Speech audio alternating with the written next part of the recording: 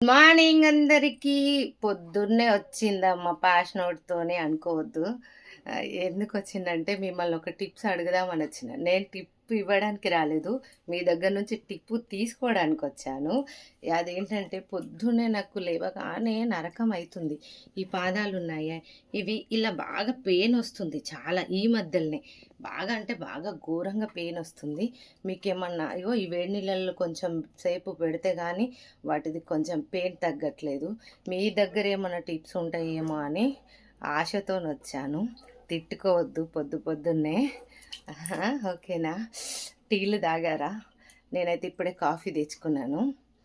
మొహం కడగలేదు. అయినా తాగుతాం మేము.